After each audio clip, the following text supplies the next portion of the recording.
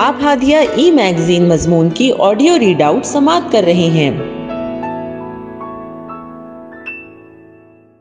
سامعین السلام علیکم ورحمۃ اللہ وبرکاتہ۔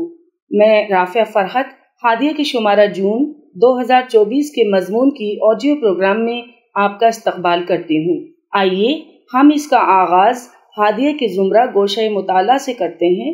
کتاب کا نام ہے ظلمات اور اس کے مصنف S.A. اسلم راہی ہیں اور اس کی تبصرہ نگار یسریٰ کاشفی ہیں۔ زیر نظر کتاب ظلمات سے میرا کئی دفعہ سامنا ہوا، یا کبھی ایسا بھی ہوا کہ اس کا کور پیج ذہن میں چسپاں ہو جانے کے سبب یہ اکثر میری نظروں کے سامنے رقص کناں رہنے لگی، لیکن وقت کی قلت کے سبب آتے جاتے کتابوں پر ایک طائرانہ نظر ڈالنے کے علاوہ مجھے کبھی اسے ہاتھ لگانے کی توفیق نہیں ہو سکی۔ اگر توفیق ہو جاتی تو میں اپنے پسندیدہ کردار نور الدین سے بہت جلد ملاقات کر لیتی۔ ایران سے خرید و فروخت کے بعد تاتاریوں کے درمیان نور الدین ایسا ماہر تیغزن کردار تھا جس کے حملہ آور ہونے کی رفتار دیکھ کر دریا بھی روانی مانگتی تھی۔ نور الدین ابلیس کے درمیان فرشتہ، بھیڑیوں کے درمیان میمنہ، ظلمت کے زندان کے اندر ایک زندہ ضمیر اور ذلت و پستی کے انبار میں فطرت کی پاکیزگی سے معمور کردار تھا۔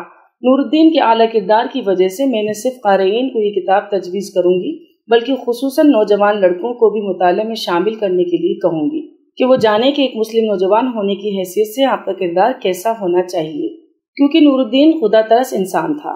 تیمور، نور الدین اور انجیلانا کتاب کے مرکزی کردار ہیں جو کتاب کے ہر صفحے، ہر جنگ میں نظر آئیں گے۔ کہانی میں اچانک ایک عیسائی نائسیا کی بھی آمد ہوتی ہے، لیکن جس اچانک طریقے سے وہ کہانی میں قدم رکھتی ہے کچھ اسی طرح اچانک وہ کہانی سے نکل بھی جاتی ہے۔ ایک وقت کو یوں لگا کہ شاید نائسیا کتاب کے آخری صفحے تک قاری کا ساتھ دیں گی، مگر اسے اپنے والد کے ساتھ واپس اپنے ملک جانا پڑ گیا۔ نور الدین کی ہمت و بہادری کو دیکھتے ہوئے تیمور اسے اپنا اعلیٰ ترین جرنیل بنا کر اسے اپنے سگے بیٹوں کی طرح محبت دینے لگتا ہے۔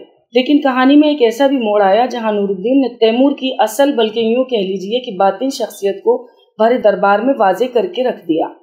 اقتدار کے حصول کے بعد تیمور مسلم علاقوں کو روند کر ان پر قابض ہونے لگا۔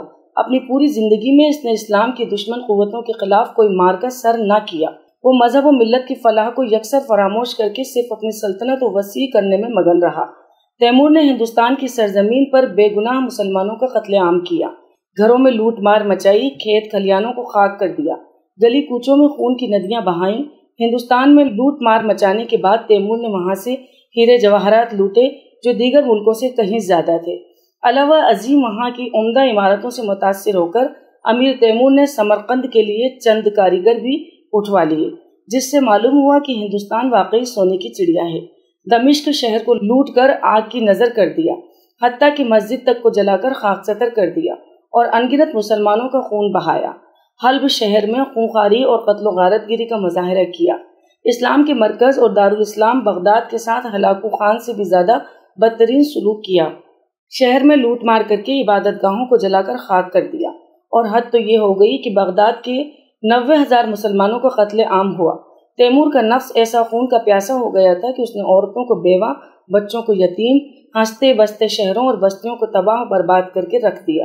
اس نے تو قتمش، بایزید یلدرم اور سلطان مصر کو شکست دے کر عالم اسلام کی دو بڑی طاقتوں کو ختم تو کر دیا، لیکن ان کی وجہ سے جو خلا پیدا ہوا اسے پر نہ کر سکا۔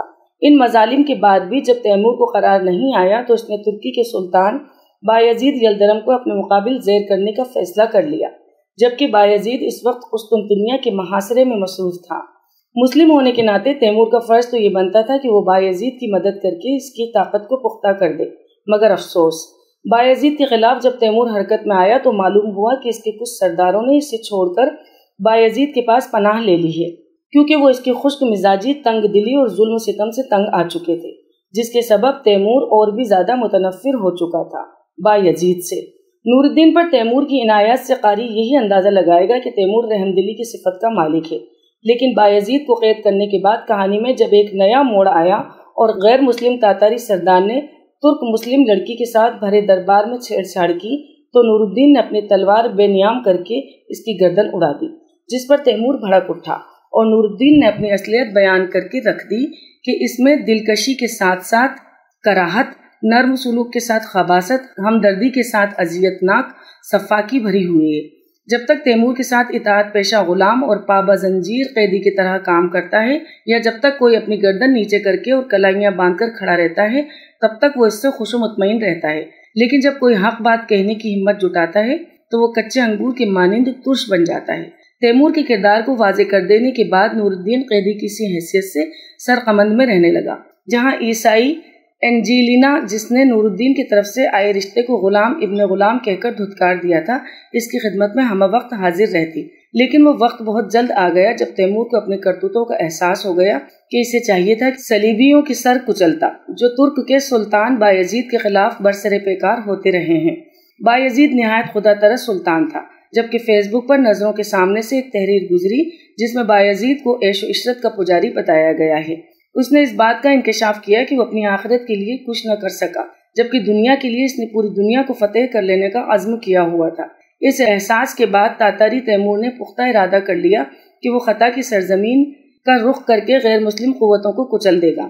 یوں تو تیمور نے کوئی جنگ نہیں ہاری تھی، مگر اب کی بار قدرت کو کچھ اور ہی منظور تھا کہ وہ خطا کا رخ کر کے جب سرقمند سے نکلا تو آدھے راستے میں ہی مرگ موت میں مبتلا ہو کر دم توڑ دیا اور اپنا ولی عہد اپنے پوتے پیر محمد کو بنایا، جبکہ نور الدین گمنام زندگی بسر کرنے کے لیے اپنی بیوی بچوں کے ہمراہ شمال کی طرف کوچ کر جاتا ہے۔